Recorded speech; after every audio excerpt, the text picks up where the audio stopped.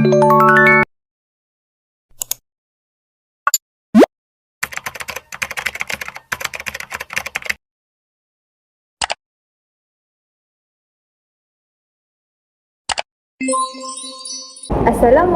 warahmatullahi wabarakatuh dan salam sejahtera kepada para hadirin sekalian.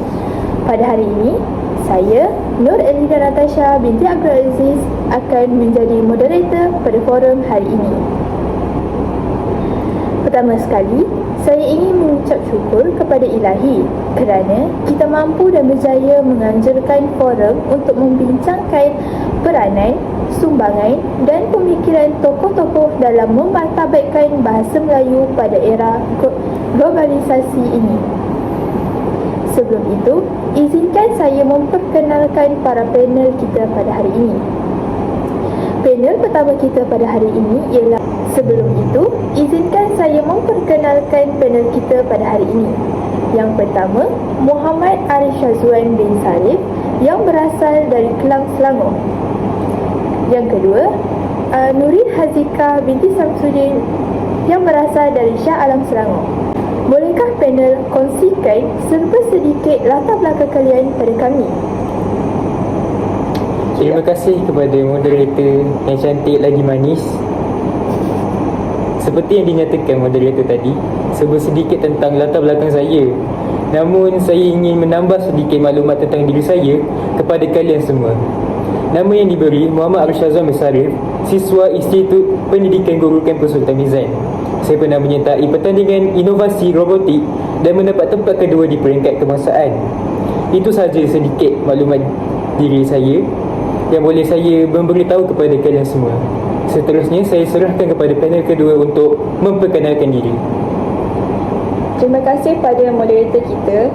Saya seperti nama tertera Nurin Hazika binti Syamsuddin yang merupakan pelajar dari IPG Kampus Sultan Mizan. Saya mempunyai pengalaman dalam bersyarahan kerana pernah mewakili IPG Kampus Sultan Mizan dalam pertandingan bersyarahan peringkat kebangsaan di Perak. Itulah sedikit sebanyak pembuka kata dari saya. Okey, baiklah. Kita berbalik pada forum kita iaitu membincangkan peranan-peranan tokoh, cara pemikiran tokoh dan sumbangan yang telah tokoh sumbangkan kepada bahasa Melayu untuk memartabatkannya. Bolehkah kamu kongsikan kepada kami tokoh yang telah kamu kaji? Boleh, Elida. Tokoh pertama ialah R.O. Winstead.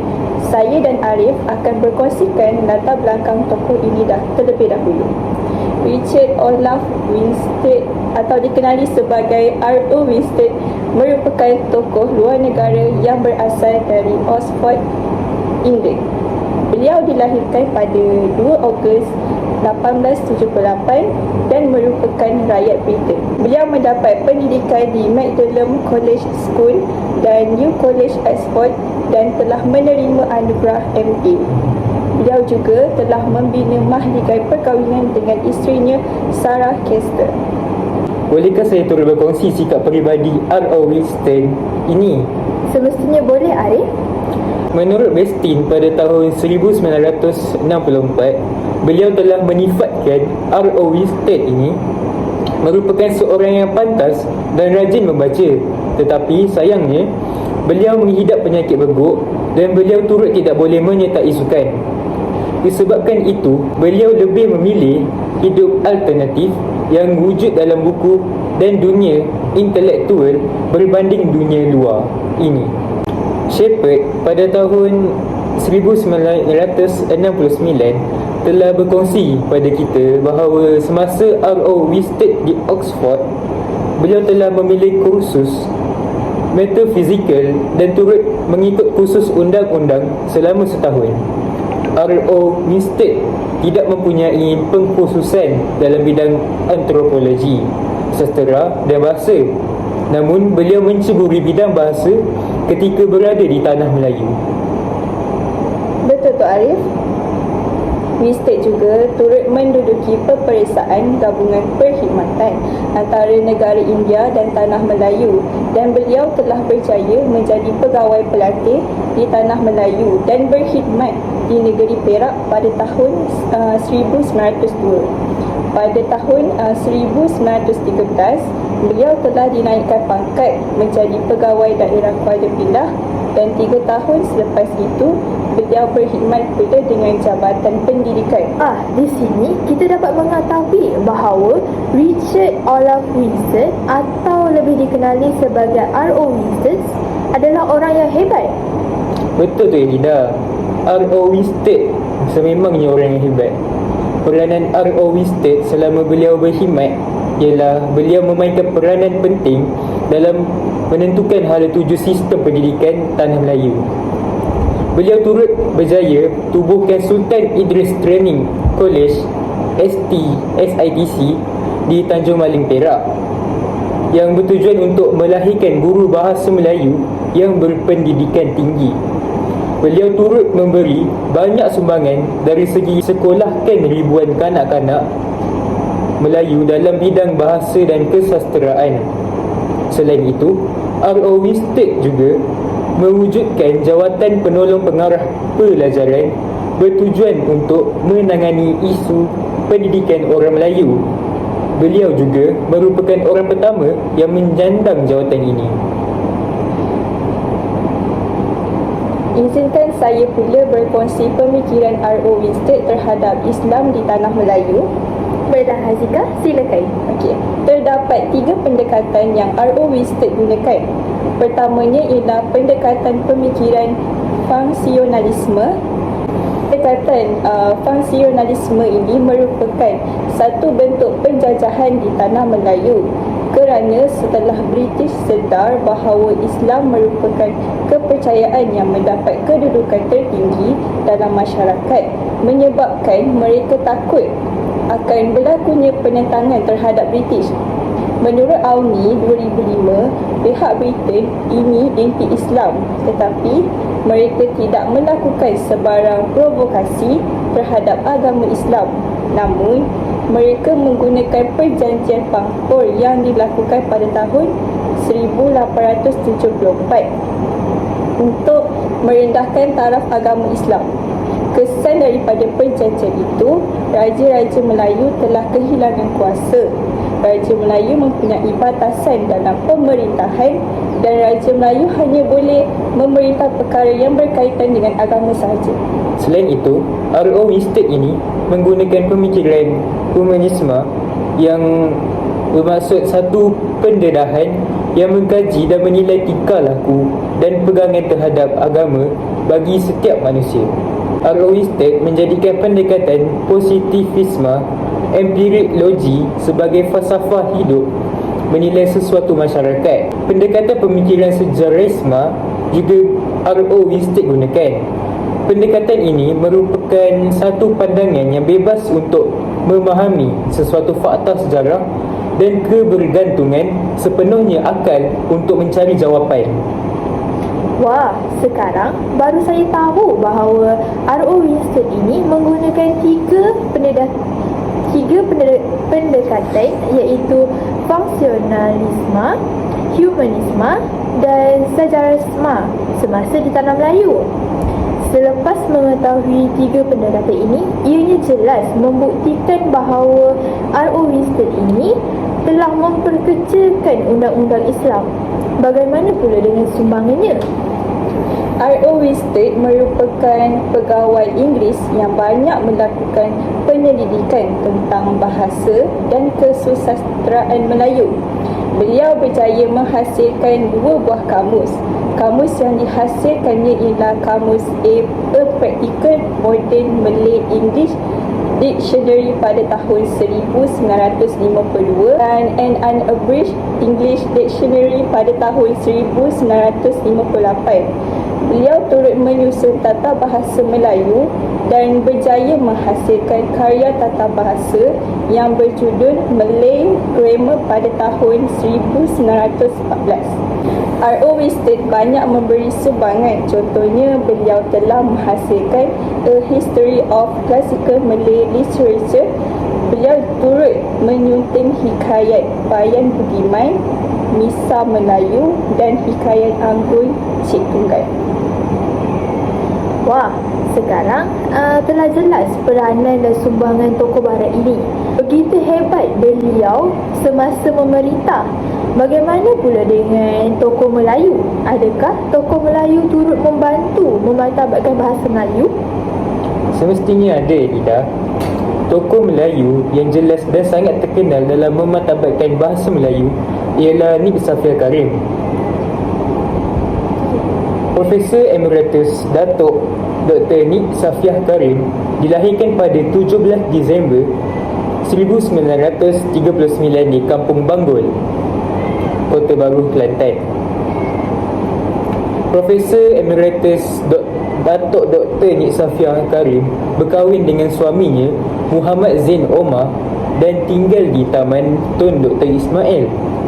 Ketika kecil, Nik Safia sering menghabiskan masa di rumah membaca buku koleksi bapanya dalam bahasa Rumi dan Jawi. Beliau menerima pendidikan awal di Sekolah Inggeris Perempuan Kota Baru. Beliau kemudiannya melanjutkan pelajaran ke Maktab Perempuan Melayu di Kuala Lumpur yang kini dikenali sebagai Kolej Tunku Kursyah. Kemasukannya ke MGC adalah pilihan guru besar sekolah rendah. Miss Leicester yang memilihnya sebagai calon tunggal murid perempuan Kelantan untuk dihantar ke sana, yang dia juga telah belajar di St. Francis Institution Higher School Certificate pada tahun 1959. Profesor Emeritus Datuk Dr. Nik Safia Karim turut memperoleh ijazah sarjana muda sastera dengan kepujian dalam bidang linguistik daripada Universiti Malaya pada tahun 1965. Seterusnya, pada tahun 1975, beliau memperoleh ijazah Doktor Falsafah dalam bidang linguistik Dr. Ohio University di United States Amerika, USA. Profesor Emeritus Datuk Dr. Nik Safia Karim turut mempunyai latar belakang yang hebat. Beliau telah memperoleh ijazah bukan sahaja dari universiti di Malaysia, malah turut memperoleh ijazah dari universiti luar negara. Bagaimana pula dengan peranannya, Hazika? Peranannya bermula selepas beliau berkhidmat di Jabatan Pengajian Melayu di Universiti Malaya pada tahun 1963. Beliau berjawatan sebagai pensyarah, Profesor Madya dan dilantik menjadi Profesor Pengajian Melayu. Semasa menyandang jawatan ini, beliau telah menyumbangkan dekan Fakulti Sastra dan Sains Sosial sebanyak 2 kali pada tahun 1983 dan 1994. Ketua Jabatan Pengajian Melayu pada tahun 1986 dan juga pengarah pertama bagi Akademik Pengajian Melayu pada tahun 1990. Pada tahun 1989 pula, beliau telah menjadi timbalan ketua pengarah di Dewan Bahasa dan Pustaka. Betul tu, Hazika. Beliau juga telah dilantik selama 14 tahun dalam Lembaga Pengelola Dewan Bahasa dan Pustaka dan Ahli Jawatan Kuasa Tetap Bahasa Melayu JKTBM yang mewakili Malaysia di pertemuan Majlis Bahasa Melayu Brunei Darussalam, Indonesia dan Malaysia MABBIM. Di sini kita dapat melihat perjuangannya mengukuhkan bahasa Melayu bukan sahaja untuk tanah air tetapi juga untuk seluruh dunia. Profesor Emeritus Datuk Dr. Nik Safia Karim merupakan ahli jemputan dalam Majlis Antarabangsa Bahasa Melayu MABM. Kepakaran yang beliau ada menjadikan beliau sebagai pakar rujuk bahasa yang sering dijemput. Beliau turut memberi perkhidmatan kepada Kementerian Pelajaran Singapura dan Brunei Darussalam. Kegigihan Profesor Emeritus Datuk Dr. Nik Safia Karim yang tidak pernah kira penat, lelah membuat beliau dikurniakan pingat Kesatria Mangkunegara KMN dan Johan Mangkunegara JMN serta dikurniakan Johan Panglima Negara JPN yang membuatnya beli memperoleh gelaran Datuk. Profesor Emeritus Datuk Dr. Nik Safia Karim selain menjadi tokoh bahasa, beliau juga merupakan seorang ibu dan isteri. Bagaimanakah beliau menguruskan keluarganya di samping menjadi seorang wanita yang berkejaya? Profesor Emeritus Datuk Dr. Nik Safia Karim mengatakan bahawa pengurusan masa amatlah penting. Di samping menumpu kepada kerjayanya, dia juga mestilah menguruskan keluarganya kerana beliau merupakan seorang ibu kepada 4 orang cahaya mata. Beliau berkata masa perlulah dibahagikan dengan baik supaya kita dapat mengoptimumkan penggunaannya. Profesor Emeritus Datuk Dr. Nik Safia Karim turut berkata, kita mestilah melakukan yang terbaik dalam setiap apa yang kita lakukan agar dapat menggembirakan orang di sekeliling kita dan boleh mewujudkan suasana yang riang. Di sini, kita dapat melihat sekiranya kita bijak mengurus masa kita, semuanya akan terurus dan berjalan dengan lancar tanpa mengganggu kerja-kerja kita yang lain. Kita telah jelas mengetahui sumbangan yang R.O. Winston sumbangkan. Bagaimana pula dengan sumbangan Profesor Emeritus Datuk Dr. Nik Safia Karim sumbangkan kepada masyarakat Malaysia?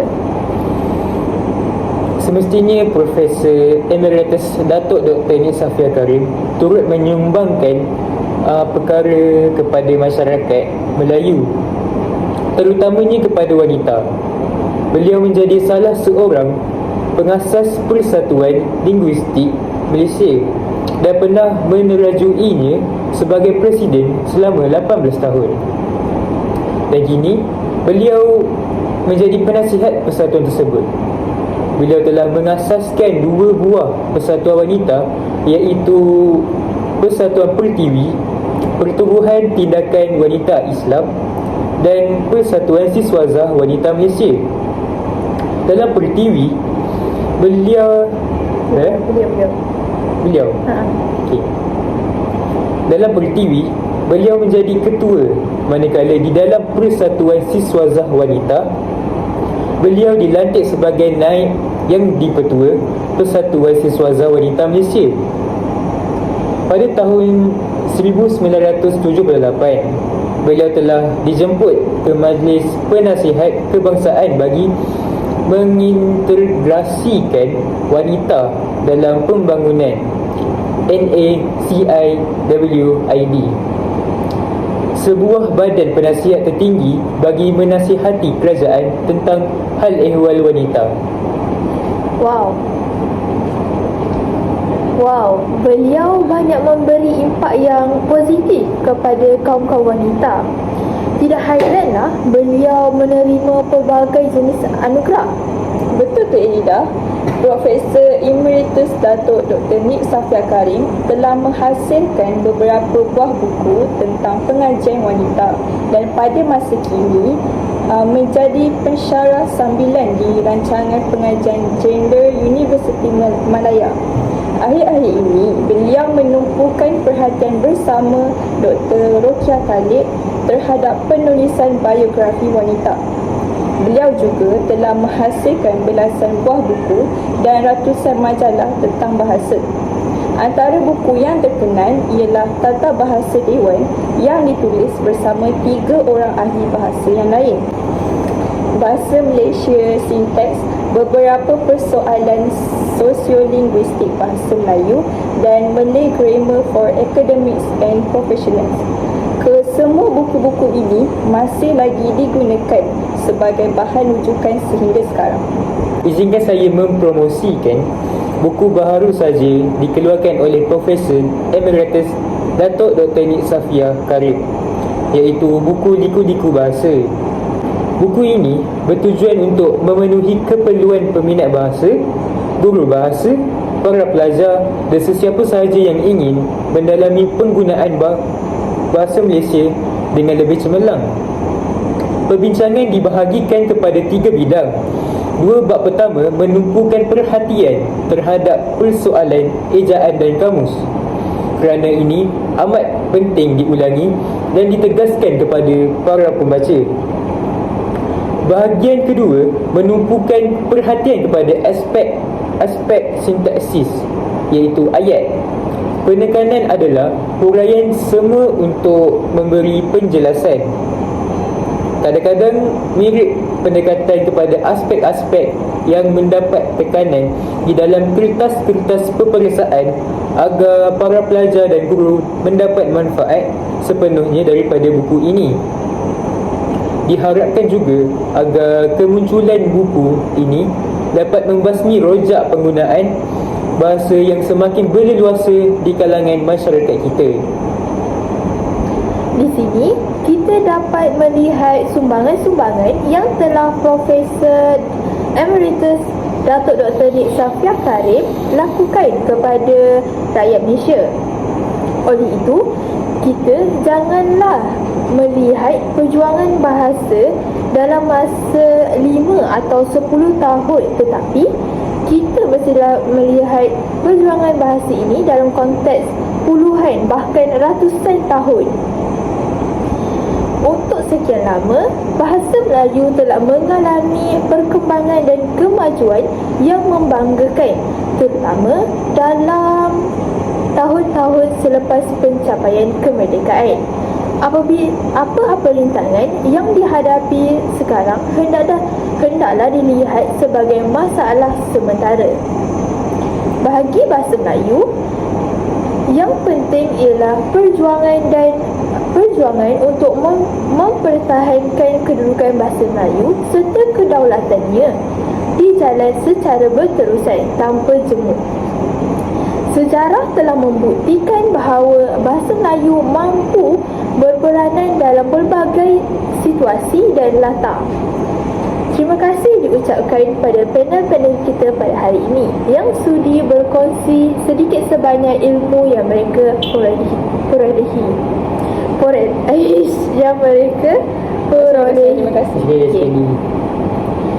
Terima kasih diucapkan kepada panel-panel kita pada hari ini yang sudi berkongsi sedikit sebanyak ilmu yang mereka perolehi.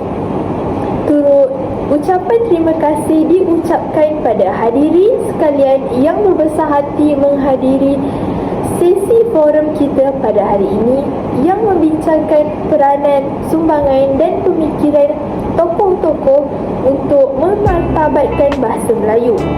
Sekian saja daripada kami. Terima kasih. Semoga kita berjumpa lagi. Assalamualaikum. Bye.